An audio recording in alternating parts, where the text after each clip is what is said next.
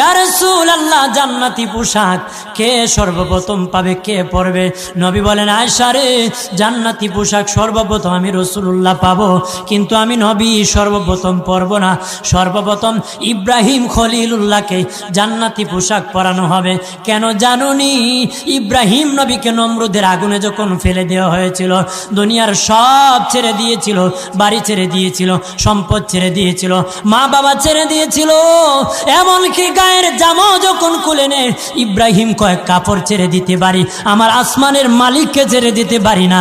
ওই দিন আল্লাহ ইব্রাহিমের সাথে অঙ্গীকার করেছিল, ইব্রাহিম আজকে তোমাকে সকলের সামনে উলঙ্গ করে লজ্জায় ফেলে দিয়েছি ইব্রাহিম, তারপরে তুমি আমাকে ছাড়ো নাই। আমি কিয়ামতের দিন সকলের সামনে মুসলমান, বেঈমান, কাফের, নাস্তিক যারা তোমাকে উলঙ্গ করেছিল, তাদের সামনে আমি আল্লাহ আনুষ্ঠানিকভাবে তোমাকে কাপড় পরায়া দিব।